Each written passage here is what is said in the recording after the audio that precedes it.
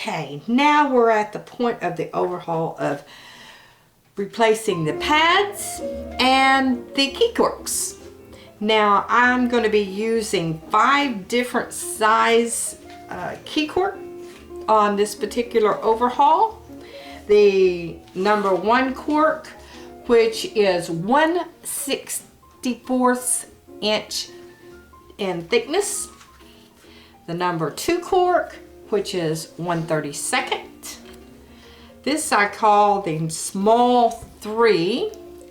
I call it a small 3 because sometimes some clarinets I can actually use this as a tenon. And it is 3/32 of an inch in thicknesses. And the number 3 cork, which is 1/16, and the number 4 cork, which is 1/8 inch in thickness. Now, you may notice that I've got these not only numbered, but I've got a little squiggly line going through them, and I do that for a reason. I like to only put glue on one side of my cork because I always use contact cement. You can put contact cement over contact cement, but if I should put it on this side, and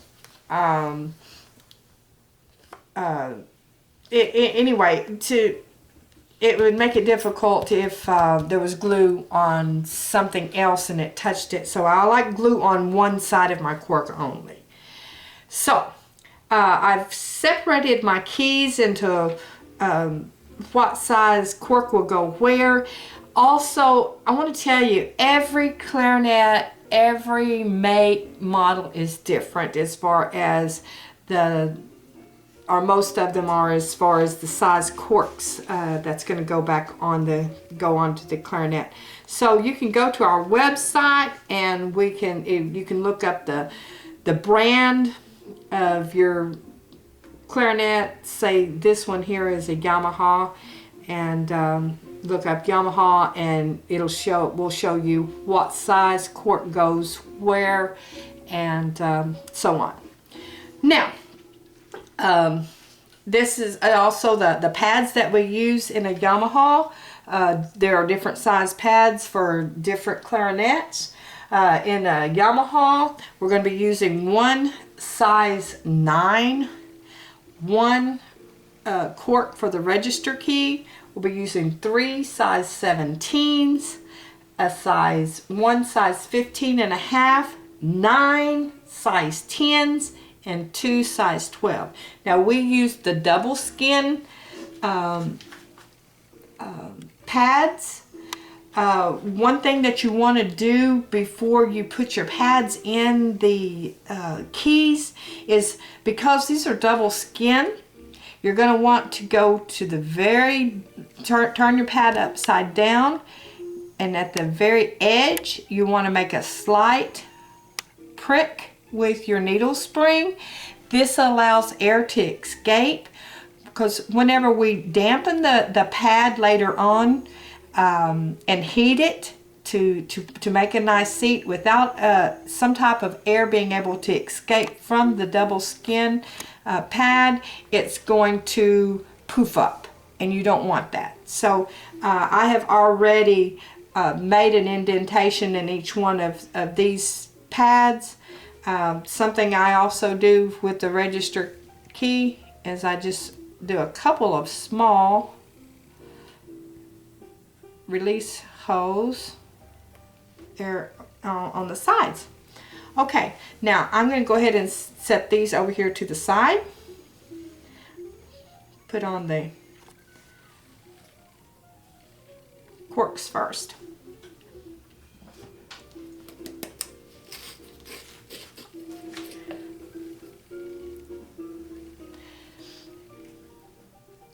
Now on this particular key, I'm going to be putting the number 2 cork on. You can do this one 2 different ways. You can go all the way to the end. Most professionals will go all the way to the end. However, the cost of cork has gone way up, and they may only do it halfway. Either way is fine. Number 2 is going to go on this one, and a number 1. As I stated, this is a Yamaha that we're working on today. This is going to get a number 2. This is where the hole punch is going to come in. We'll put a number 2 on this one also.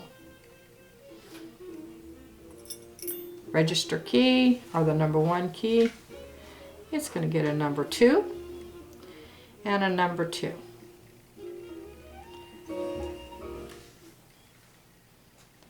Now this is your number 3 key, or your trill key. This is your longest one.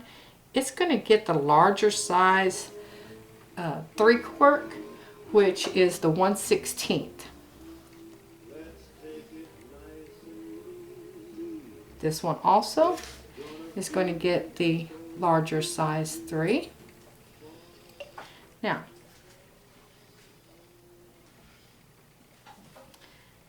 we're going to put a number 1 cork right in there.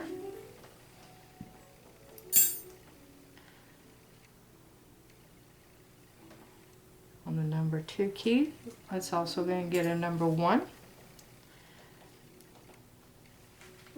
Number 1 right here.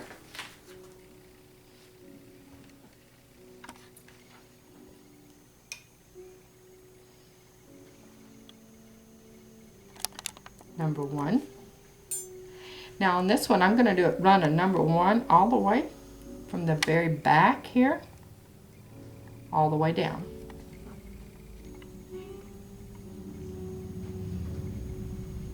Number 1. Like I said, if you have a different model, different brand clarinet, you can go to our website, bandrepair.com, and look up where the corks go and what sizes. Now this is the only one that I'm going to be putting a number 4 on, which is the largest cork, the 1/8.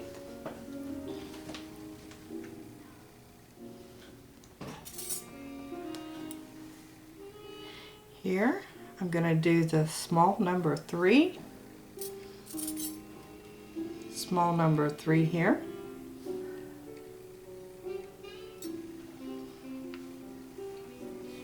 Small number 3.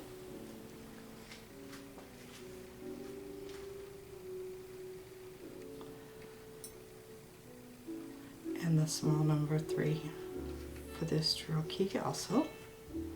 Let's see.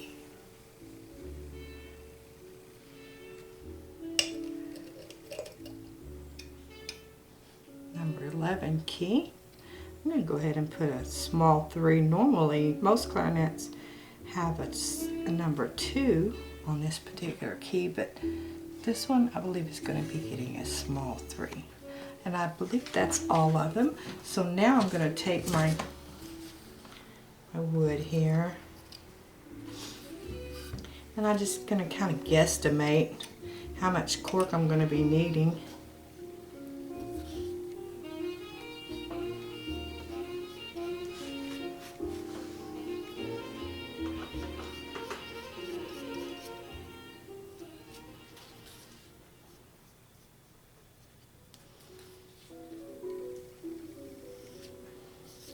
For the number 1.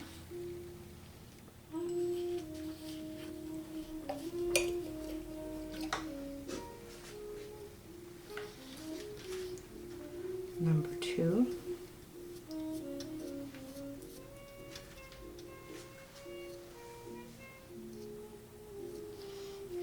I can always, you know, if I don't have enough cork glued, I can always add glue to it. Now the small 3, I'm not going to need a whole lot.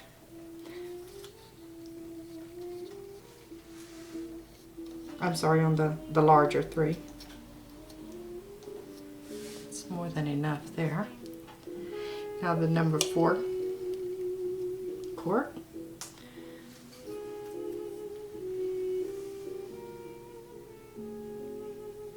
Just need enough for that 1 key. And then the small 3, which is 3/30 seconds.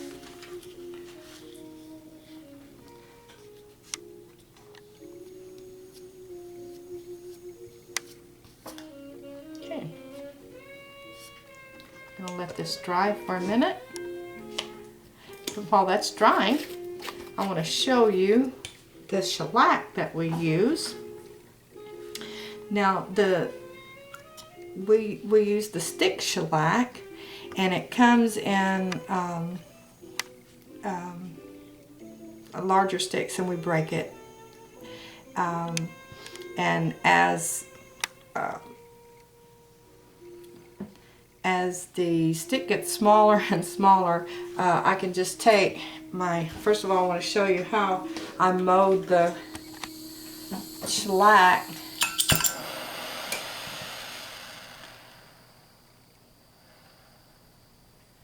From the stick to what I have here, and why. You want to heat your shellac. You don't want to do it too fast because it'll melt. If it drops on you, it will definitely leave a blister.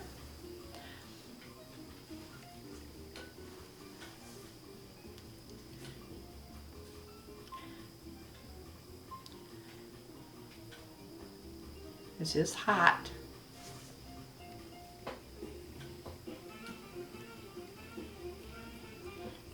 You want it to be able to fit inside your cups, like so.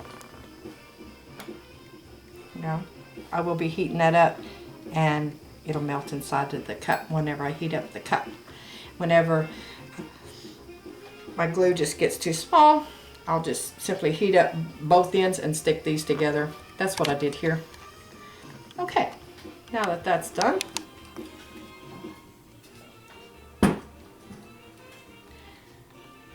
take my wood,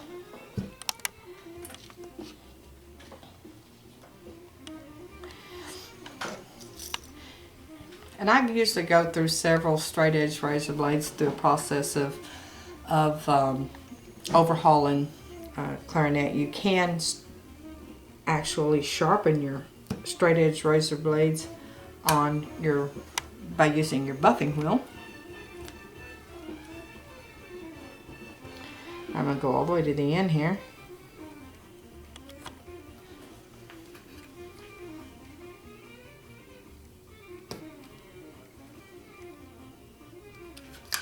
I'm going to trim each one of these after I put them all on.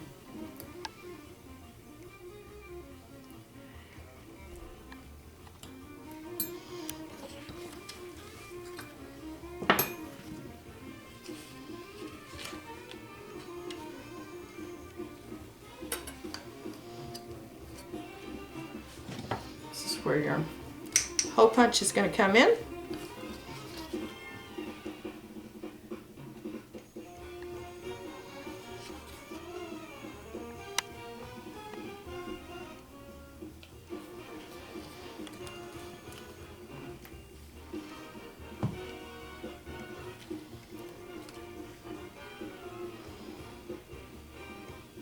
And also, another reason for having glue just on one side of your key cork, by marking it, if there's not glue on this side and I went to go press the cork down onto this key, it would not have stuck.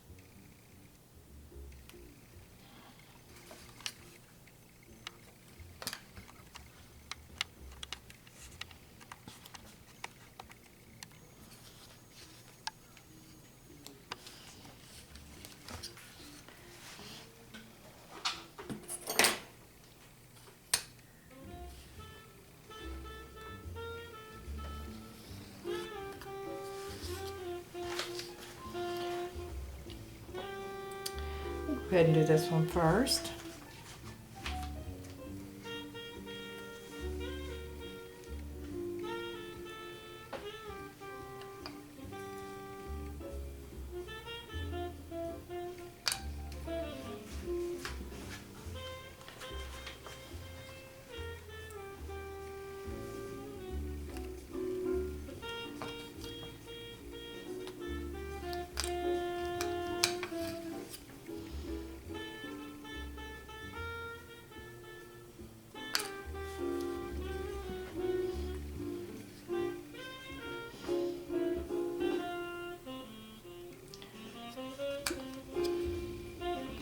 If you should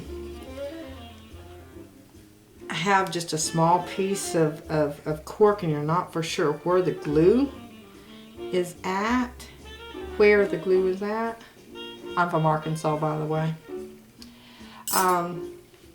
The piece of cork that has got the glue on it is going to be shinier than the side that does not have the glue.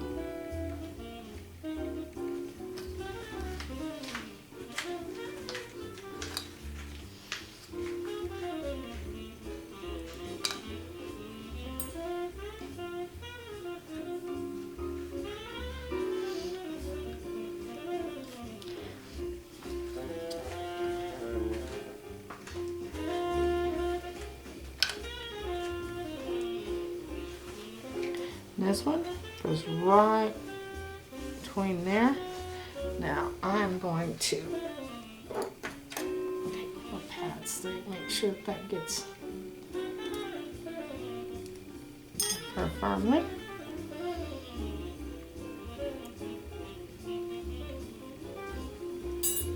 Good.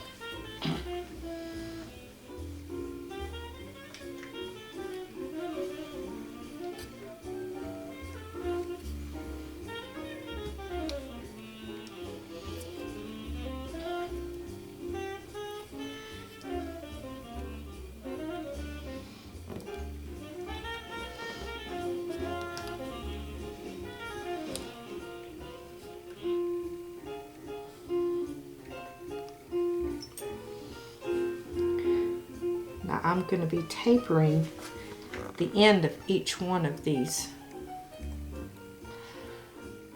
key corks also, like I did the tenon.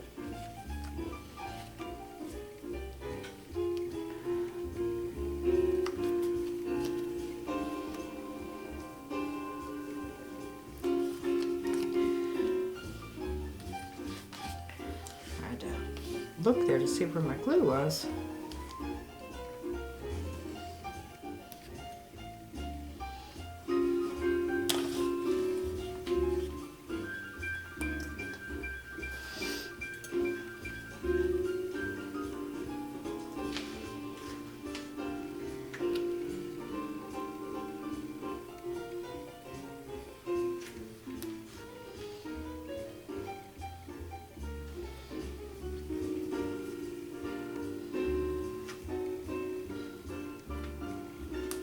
Or let's see, you'll notice I turned that around and it didn't stick to the key.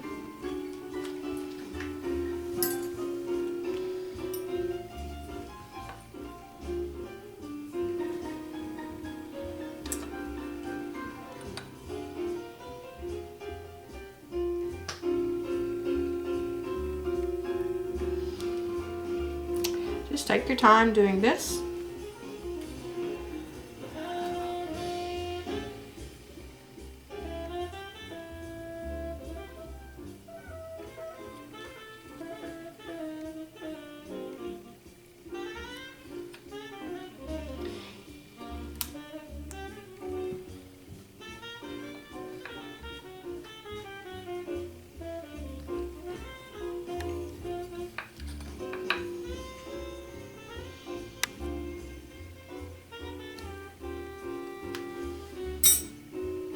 And the last key.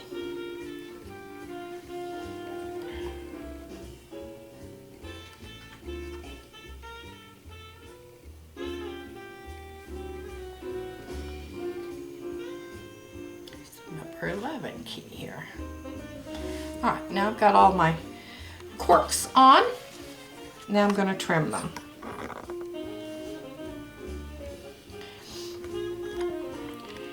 I try to go in kind of at an angle. You want a very sharp razor blade when doing this.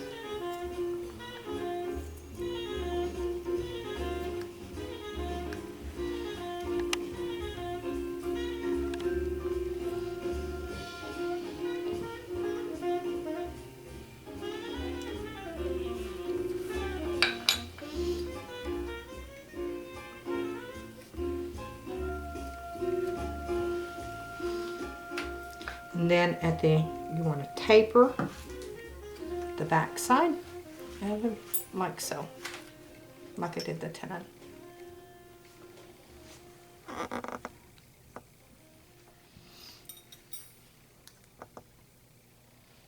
I let the key be the guide.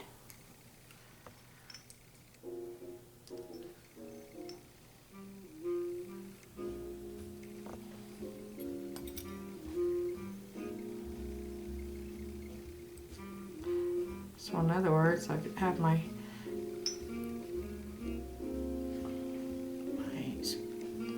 razor blade pressed up against the key, and let the key just run along, let the razor blade run along. There we go.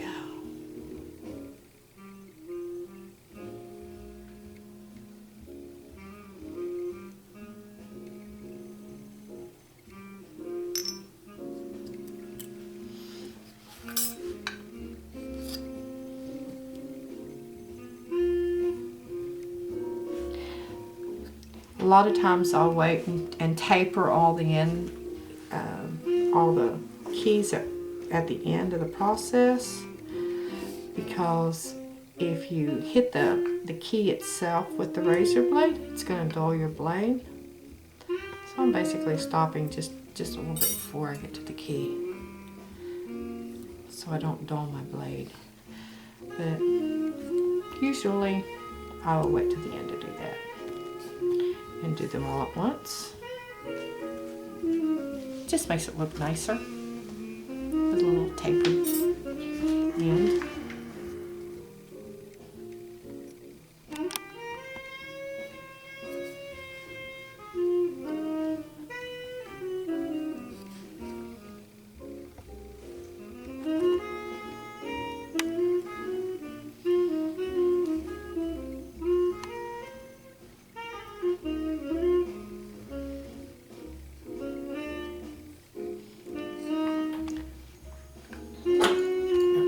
Spring is a little loose.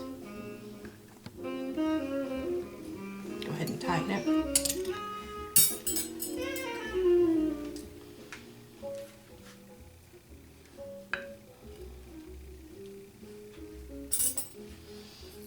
Now this one is a little thicker, so I'm gonna make it a little easier to trim up. Cut off as much of the excess as I can.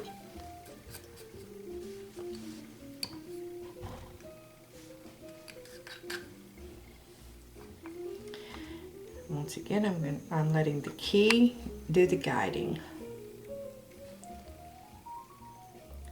Kind of go in at an angle as I do it.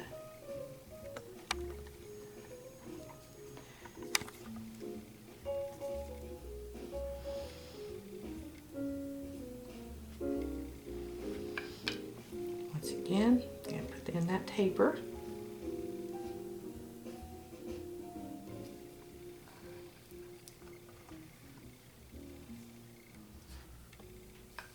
You can also run some sandpaper if you should get ridges or something. You can run a little bit of the finer sandpaper over your keys or your corks.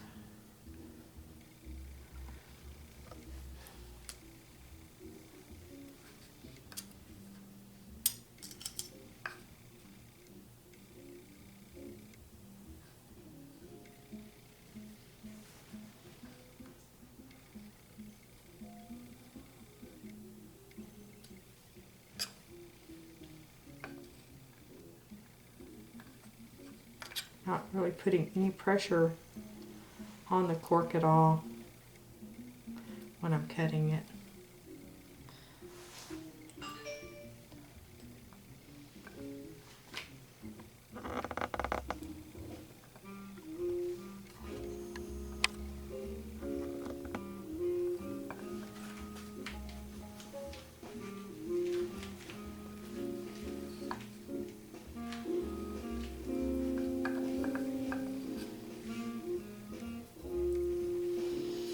And yes, I even taper the size ones. It just looks more professional.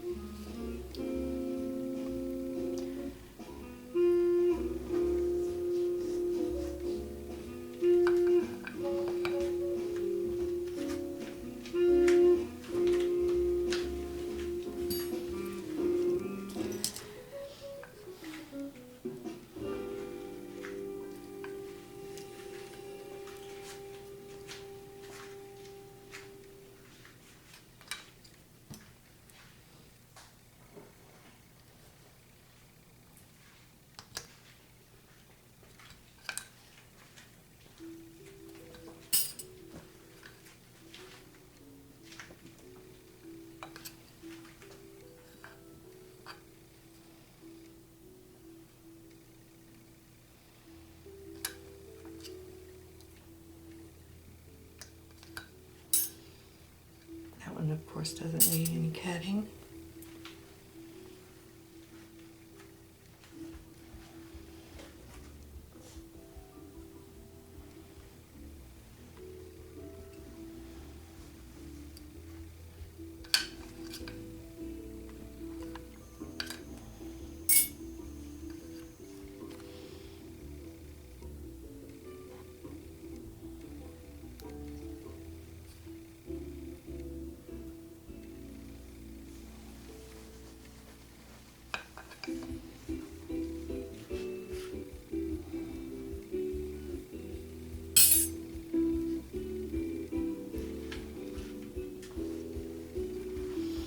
Just about have these all cut, and we'll put the pads in the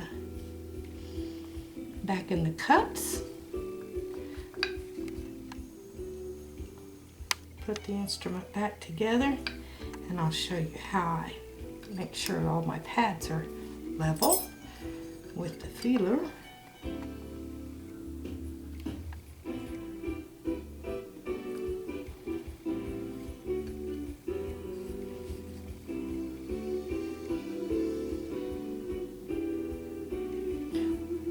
My razor blade starts to catch on the cork is when I'll grab for another razor blade, because I want the razor blade to just kind of glide. And I may have a few of my older razor blades where they shouldn't be in that particular cup.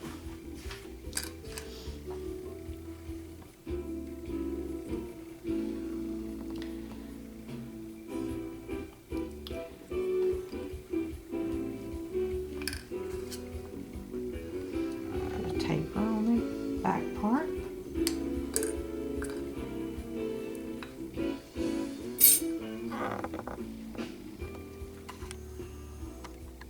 If you'll notice, I pretty much have the key. I'm not even looking at the key as I cut it. I let, like I said, I let the key itself be my guide.